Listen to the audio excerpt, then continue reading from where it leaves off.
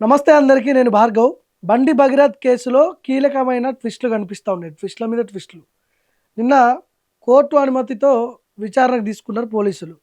మొదటగా చర్లపల్లి జైలుకి పోయి అక్కడి నుంచి భగీరథ్ని పికప్ చేసుకుని డైరెక్ట్గా మొయినాబాద్లో ఉన్నటువంటి అరణ్య ఫామ్ హౌస్కి తీసుకెళ్ళి అసలు ఆ రోజు ఏం జరిగింది 31st నైటు సీన్ రీకన్స్ట్రక్షన్ చేసిర్రు. రీకన్స్ట్రక్షన్ అంటే ఎట్లా మీరు ఆ రోజు ఏం చేసిర్రు, ఎవరెవరు ఉన్నారు, అసలు ఏం జరిగింది, ఆ సీన్ మొత్తం రిపీట్ చేసి చూపించాలని చెప్పి పోలీసులు తీసుకుపోయి మొత్తం ఆ సన్నివేశాలన్నీ మళ్ళీ వాళ్ళు చూడడానికి వాళ్ళకి ఎవిడెన్స్ కోసం అవన్నీ చేసిర్రు. అయిపోయింది. తర్వాత ఆ పేట్ బషీరాబాద్ పోలీస్ స్టేషన్కి తీసుకుపోయి చాలా కీలకమైన క్వశ్చన్స్ అడిగిరు. అక్కడ మరి ఎవరెవరు ఉన్నారు, అక్కడ ఎంతమంది పోయారు, ఫామ్ హౌస్ ఎప్పుడు బుక్ చేసుకున్నారు, అత్యాచారం జరిగిందా లేదా, ఇట్లాంటి క్వశ్చన్స్ వేసిరు. ఈరోజు రెండవ రోజు విచారణకు బండి భగీరథ్ని పోలీసులు విచారించబోతున్నారు. ఈరోజు చాలా కీలకమైన అంశాలు, చాలా కీలకమైన క్వశ్చన్స్ వాళ్ళు అడగబోతున్నారు. ఆ రోజు ఫామ్ హౌస్ ఎప్పుడు బుక్ చేసిర్రు, 31st రోజు మీరు ఎవరెవరు ఆ ఫామ్ హౌస్లో ఉన్నారు, భగీరథ్ ఫ్రెండ్స్ ఎంతమంది వచ్చారు, 7 పోయారు అని చెప్పి అంటున్నారు. భగీరథ్తో పాటు 7 పోయారు. మరి దాంట్లో అమ్మాయిలు ఎంతమంది, అబ్బాయిలు ఎంతమంది అనేది భగీరథ్ పోలీసు వాళ్ళకి కస్టడీలో ఏం చెప్తారు అనేది తర్వాత తెలుస్తుంది మనకి. ఇందులో కీలకమైన క్వశ్చన్స్ ఏంటంటే, పోక్సో కేసు నమోదైన తర్వాత భగీరథ్ ఎక్కడున్నాడు, 9 రోజులు ఎక్కడ, రెండు ఆ అమ్మాయి మైనర్ బాలిక ఉన్నది కదా, మైనర్ బాలిక మీద విపరీతమైన ట్రోలింగ్ జరిగింది. ఆ ట్రోలింగ్ చేసిన సోషల్ మీడియా కావచ్చు, దానికి ఇచ్చినటువంటి ఫండింగ్ ఎవరిచ్చిర్రు, మొత్తం ట్రోల్ చేయించారు కదా వాళ్ళ బ్యాచ్ అంతా. ట్రోల్స్కి ఫండింగ్ ఎవరు ఇచ్చిర్రు, సంజయ్ ఉన్నాడా లేడా, ఈ విషయంలో ఫండింగ్ ఇచ్చే విషయంలో మీ ఫాదర్ ఉన్నాడా లేడా, ఈ క్వశ్చన్ కూడా అడగబోతున్నారు. ఇంకోటి, ఈ 9 రోజులు ఎవరు సహకరించిర్రు, ఈ 9 రోజులు ఎక్కడున్నారు, ఎవరు సహకరించిర్రు, మిమ్మల్ని దాచిపెట్టింది ఎవరు, సంగప్పనే తీసుకుపోయి మొత్తం కోఆర్డినేట్ చేసి సంగప్పనే ఒక దగ్గర భద్రపరిచిర్రు అనేది బయట జరుగుతున్నటువంటి చర్చ. మన దగ్గర కూడా ఇన్ఫర్మేషన్ ఉంది, మొత్తం సంగప్ప హ్యాండ్ ఓవర్లో జరిగిందని చెప్పి అంటున్నారు.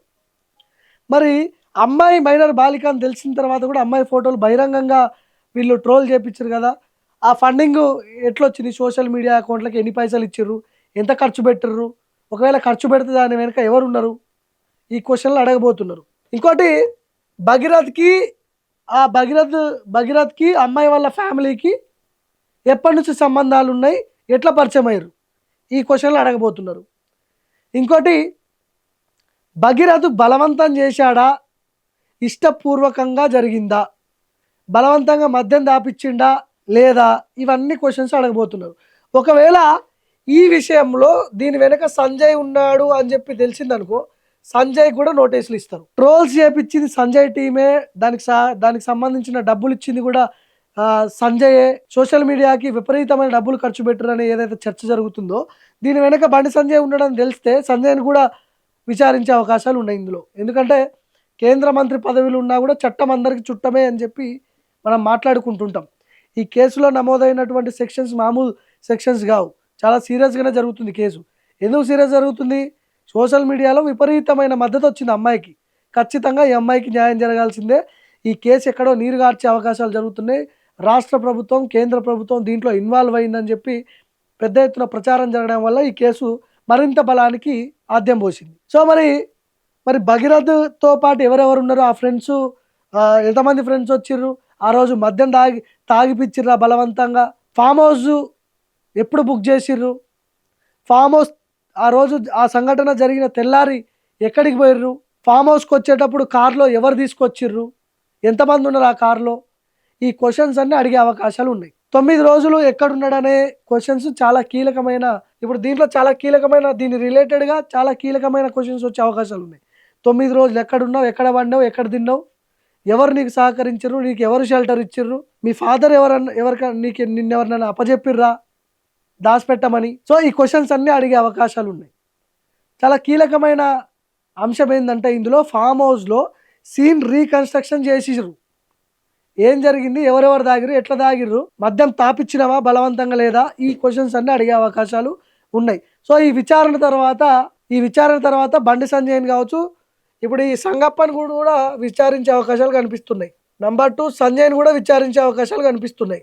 ఏది, ఇప్పుడు భగీరథ్ ఒకవేళ ఈ పోలీస్ కస్టడీలో నేను చెప్పినటువంటి క్వశ్చన్స్ ఒకవేళ అడిగితే ఎవరెవరు నిన్ను తీసుకుపోయి దాచిపెట్టిర్రు, సోషల్ మీడియాకి ఫండింగ్ ఎంత ఇచ్చిర్రు, అవన్నీ ఒకవేళ సంజయ్ చేపించిండు, సంగప్పనే ఉన్నాడు బ్యాక్ ఎండ్లో అని తెలిస్తే వీళ్ళిద్దరిని కూడా విచారిస్తారు నోటీసులు ఇచ్చి.